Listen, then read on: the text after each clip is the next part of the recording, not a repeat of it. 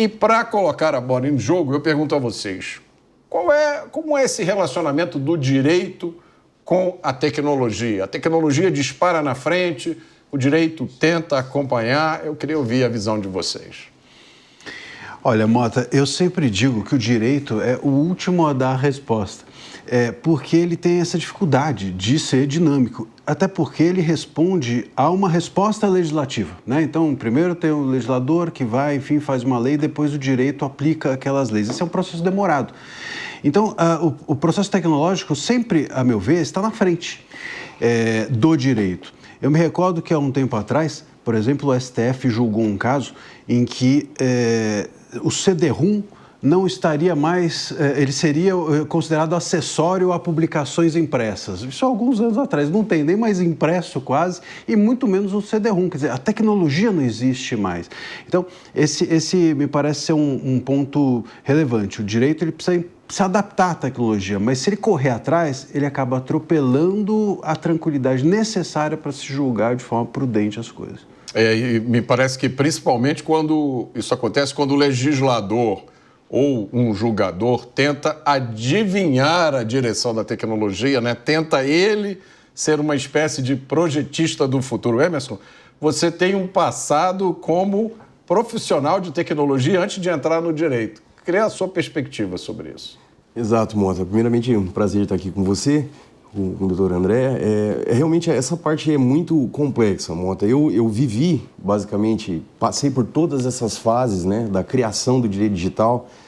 Logo que eu saí da faculdade em 2002, né, a gente não falava nem direito digital, a gente falava direito de informática, direito computacional, que era uma coisa muito primária, né? E na própria faculdade foi bem interessante, porque a gente conversando com os professores, né, professor, eu gostaria de atuar nessa área, né? Os professores desestimulavam, inclusive. Falavam, imagina, isso aí não vai pegar, isso não vai acontecer, isso é uma coisa de doido. A gente falava, nossa, pode vir um... Que ano foi isso? 2002, né? Faz bastante tempo. Mas não tanto tempo assim, né? E os professores desestimulavam completamente. Quando eu cheguei a falar, nossa, professor, pode ser que um dia o processo se torne eletrônico. Ah, imagina, isso nunca vai pegar. Né? E não demorou muito, em 2002 aconteceu isso, em 2006 já saiu a Lei 11.419, que institucionalizou o peticionamento eletrônico em todos os tribunais do país, coisa de 4 anos depois estava ali. E ainda assim insistiam muito que isso não ia pegar, que isso não ia virar moda, vamos dizer assim, né? E acabou pegando, né? A gente vive hoje, respira tecnologia, e praticamente nada que a gente faz sem, pelo menos, ter algum suporte, algum envolvimento com tecnologia. Eu queria fazer uma pergunta importante para vocês que muita gente se faz, né? O Brasil já tem a legislação que precisa para lidar com internet e com redes, ou nós precisamos ainda de mais alguma coisa? Porque apesar da gente já ter leis que tratam disso, eu vou perguntar a vocês depois sobre isso, tem gente que ainda diz que a internet é uma terra sem lei. A internet é uma terra sem lei? Eu entendo que não. Eu entendo que se a internet é uma terra sem lei, o Brasil, então, é inteiro uma terra sem lei. Porque a internet, ela não está fora do Brasil, né? Não existe um mundo digital apartado do Brasil. Isso é apenas, a gente fala dessa forma, mas isso não existe na prática do direito. É claro que leis, a tecnologia, ela vai atualizando e tende a atualizar a legislação e mesmo a aplicação do direito. Até mesmo a forma de nós agirmos em relação ao direito. Eu estava outro dia, Mota, conversando com um amigo e dizendo isso. Você pega um médico, por exemplo, de 1920, coloca ele hoje conversando com um médico, eles não conseguem ter um minuto de papo. Ou vice-versa. Se levar um médico de hoje para 1920, ele vai ficar assustadíssimo. Você pega um advogado de 1920, coloca hoje aqui, ele estaria conversando tranquilamente conosco. Opa! E talvez até falando da mesma forma, empolada, com juridiquês e etc. Então, os advogados, eles também precisam abrir mão, e o mundo, o universo jurídico, de uma certa burocracia, até linguística ou formalismos, etc., dos quais muitas vezes eles se nutrem. Mas a legislação precisa se dinamizar. Isso é uma coisa completamente diferente de dizer que não existe legislação. Ela pode não ser a que nós queremos, mas ela existe. Justamente o trabalho do juiz é adaptar a legislação que existe ao mundo que nós vivemos. É curioso essa observação que você fez. Eu queria fazer um comentário antes de passar para o Emerson, porque Eu estou pensando aqui, a legislação é como se fosse um software da sociedade. E você observou agora uma coisa interessante, porque se você pegar o médico de antigamente, o médico agora, eles não conseguem conversar. Se você for em 1920 e pegar uma pessoa de tecnologia, ela não consegue nem dizer bom dia para uma pessoa de tecnologia de hoje, né? Mas no direito isso permanece. E nós que somos leigos, a gente leva um choque toda vez que nós somos obrigados a ler alguma peça escrita em juridiquês. Há uns 2 meses atrás, eu publiquei um artigo, e o motivo principal do artigo foi o uso da palavra alhures, que eu achei numa peça, né, jurídica, que foi a primeira vez na minha vida que eu encontrei, eu juro para vocês, eu nunca tinha lido essa palavra, alhures, e ela estava no meio de um documento jurídico. Enfim, Emerson, a internet é terra sem lei? Imagina, Mota. Esse, inclusive, é um tema que a gente discute bastante, inclusive, nas aulas, né? Que eu também sou professor nessa área de direito digital. E a gente dá, inclusive, treinamento para advogados para atuação, para eles ensinando eles como que eles atuam na área de direito digital.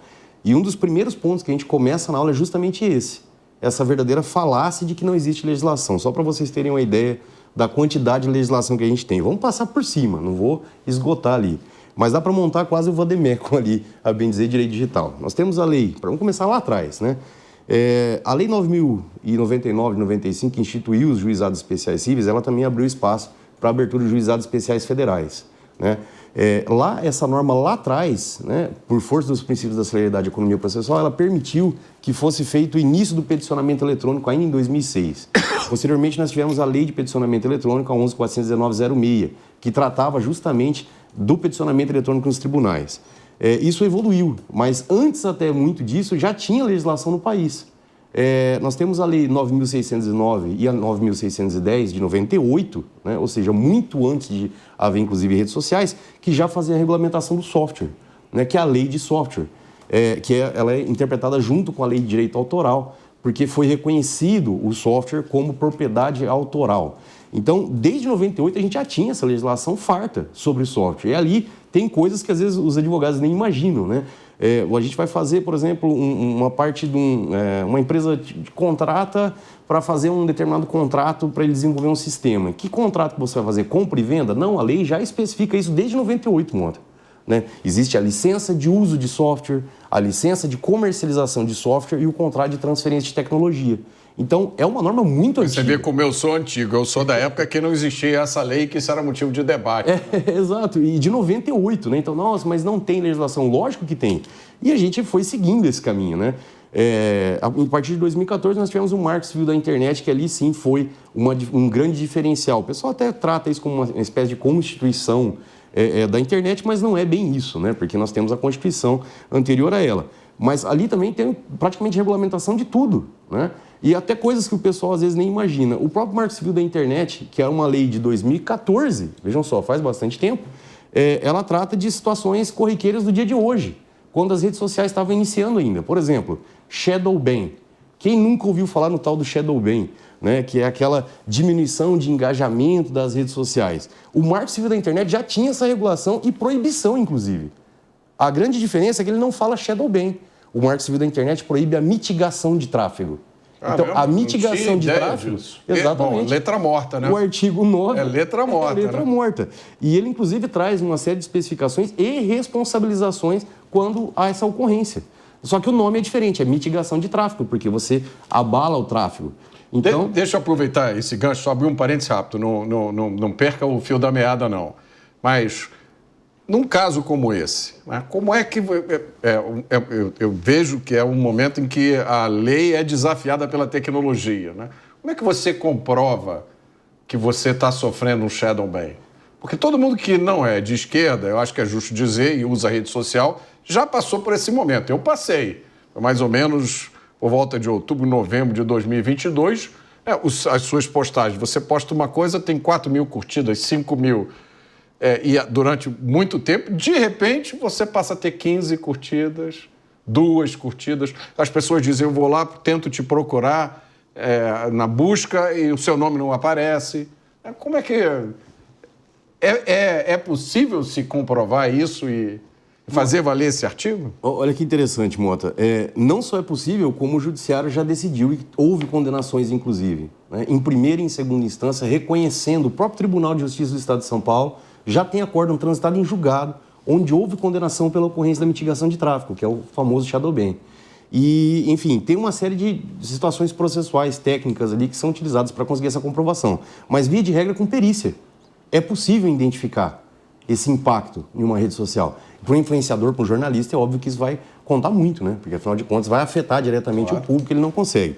É um processo custoso, obviamente, né? Porque perícia não é barato, ainda mais na área de tecnologia, ela acaba saindo um pouco mais onerosa, mas, através de perícia, é possível, sim, haver essa comprovação, né, de queda, né, dessa diferença, dessa disparidade, inclusive entrar com Isso vale também para a desmonetização? A desmonetização é um pouquinho diferente, né? Porque aí o contrato, né, os termos de uso ali é uma espécie de parceria, então depende muito de caso a caso, o motivo que levou isso, né? Agora, uma observação, Mota, muitas vezes isso acontece, isso dia a dia dos influenciadores, sobretudo como se falou, né? Influenciadores mais de direita, de alguma forma eles são impedidos de postar, não conseguem mais fazer uma live, não tem a informação. Quer dizer, então o sigilo, que também, a relação de sigilo entre a plataforma e o que ela faz com o seu usuário hoje é um imenso problema. Não há uma informação, a pessoa não sabe por que está vivenciando aquele problema e se pergunta, ninguém responde. Muitas vezes a via judicial acaba sendo uma alternativa para descobrir o que está acontecendo. E quantas não são as vezes que, ao acionar o judiciário, a plataforma, ao invés de explicar, ela prefere fazer com que volte-se a dar o direito do influenciador fazer a sua live e tal, do que dizer por que aquilo caiu, porque ela não tem essa explicação. Então acontece, muitas vezes, de a resposta judicial ser positiva em razão da ausência de qualquer justificativa nas suas políticas ou na legislação por parte das plataformas. Então, quando a gente fala muitas vezes em regulação de redes, a gente deveria pensar em coisas assim. Essa relação de sigilo que existe entre o que a plataforma faz com os seus usuários e a utilização profissional até mesmo desses usuários das redes é terrível. E isso devia ser objeto de uma regulação, mas não, a gente está pensando em controlar conteúdo em vez de trazer transparência. Isso é um ponto muito interessante, porque quando toda a discussão que eu testemunho sobre regulamentação de rede social tem sempre como justificativa o combate ao tal discurso de ódio e as fake news. Nunca é para garantir o direito do cidadão, do usuário, de se expressar, de colocar o seu conteúdo e de que esse conteúdo seja alcançado por outros. Eu tive uma situação, não vou dizer aqui qual foi a rede, mas eu subitamente fui desmonetizado. As minhas redes cresceram bastante e quando elas estavam lá em cima, uma determinada rede me desmonetizou. E eu segui exatamente todos os procedimentos que ela recomenda. Fui lá, preenchi um formulário, mandei mensagem para o Helpdesk, aí recebi de volta a seguinte explicação: você violou os nossos termos da comunidade. Aí eu perguntei, mas qual foi o termo que eu violei? Não, a gente não pode te dizer. Tudo bem, qual foi a postagem que violou? Não, nós não podemos te dizer. E eu fiquei nisso durante uns 3 meses, 3 ou 4 meses. Eu troquei dezenas de mensagens, até publiquei um artigo com uma troca de mensagens, porque é cômica a troca de mensagens, né? Me parece que era um call center terceirizado na Índia que fazia... até o inglês é complicado. E muito bem, muito tempo depois eu tive a chance de conversar com uma pessoa, um executivo desta rede social, e ele me disse o seguinte: olha, Alberto, é isso mesmo, nós não podemos dizer para você porque você foi desmonetizado pelo mesmo motivo que a polícia não diz a um fraudador que foi preso onde foi que o fraudador errou. Porque se a gente disser isso, se a polícia disser isso, o fraudador agora vai saber como burlar a polícia. Eu achei a comparação horrorosa. Sim. Quer dizer, a rede social está me comparando a um fraudador. Mas eu nem sei o que foi que eu fiz. E assim, eu não sou exatamente a pessoa mais exaltada da internet. Eu não costumo usar palavrão, porque eu não uso em casa, não uso nos meus relacionamentos. Eu não costumo sentir raiva das pessoas. Então, a minha rede social, elas transmitem isso. Agora, existe alguma espécie... Bom, aí eu quero trazer para vocês o seguinte. Por um lado, as redes sociais são ambientes de empresas privadas, entra quem quer. Elas têm lá seus termos e condições que ninguém lê, né? Ninguém vai abrir aquelas páginas para ler tudo. Por outro lado, você tem essa insegurança. E aí, os legisladores, em vez de tentar ajudar o usuário, eles estão fazendo uma regulamentação discutida para beneficiar eles, os políticos, para impedi-los de serem atacados e para dar às redes sociais, corrija se eu estiver errado, o que está sendo proposto vai legitimar essa atitude das redes sociais. Elas vão ter muito mais moral agora para tirar do ar o que eles quiserem e não vão ter nem que responder às minhas indagações. É isso mesmo? Eu estou com um panorama correto? Eu entendo que sim, porque a grande celeuma, inclusive, está sendo discutida essa semana no Supremo, essa questão do artigo 19 do Marco Civil da Internet, porque digo até que essa foi uma das leis mais democráticas que nós tivemos, Mota. Foram anos ali, quase uma década de debate intenso, inclusive do ponto de vista técnico, para que soubesse das empresas o que seria bom para todo mundo, para as empresas e para os direitos fundamentais, sobretudo a liberdade de expressão. E ficou decidido o seguinte, que eles somente poderiam ser responsabilizados pela remoção do conteúdo a partir do momento em que ele recebe uma ordem judicial para retirar o conteúdo específico e deixa de cumprir essa decisão, né? Mas aí se discutiu muito, inclusive, aprofundando. Nossa, mas em situações graves, né? Por exemplo, uma exposição de nudez ou de algum ato sexual que possa expor a intimidade e privacidade. Pois bem, o legislador, debatendo isso, falou assim, então vamos criar um mecanismo específico para isso. E criaram o artigo 21, que diz o quê? Nos casos em que há vazamento de conteúdo de nudez ou de atividade sexual do usuário, né, do ofendido ali, ele mesmo pode acionar o desenvolvedor, o proprietário da plataforma, através de notificação extrajudicial e tirar e solicitar a remoção do conteúdo, né? E elas podem e devem fazer conforme a lei. Então, garantiu-se ali um equilíbrio entre a liberdade de expressão e o direito à privacidade e intimidade, porque, de fato, acontecem essas situações e o impacto na internet é muito grande. Agora querem simplesmente tirar isso, né?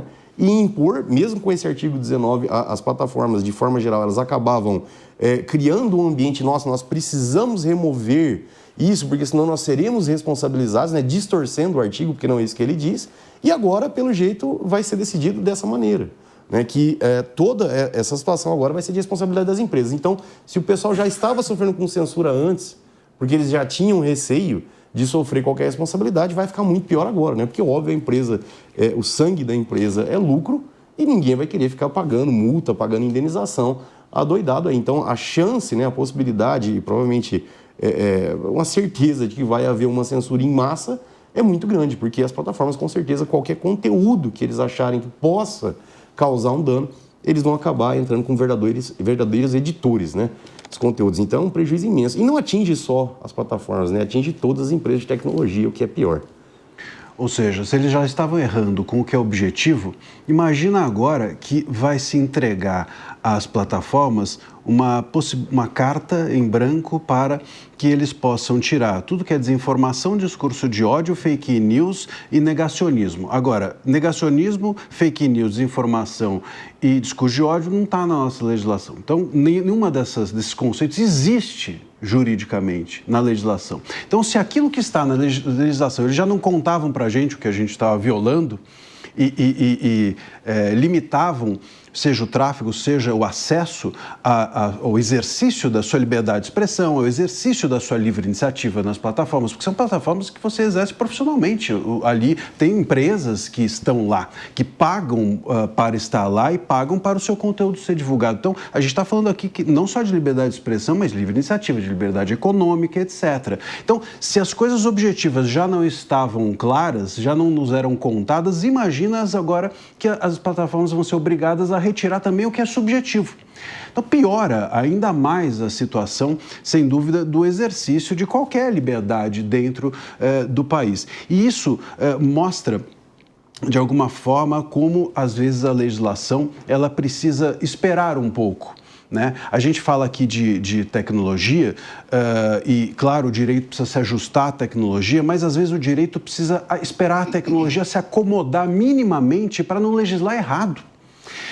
Se você atropela ou tenta vencer a tecnologia na sua função legislativa, você erra.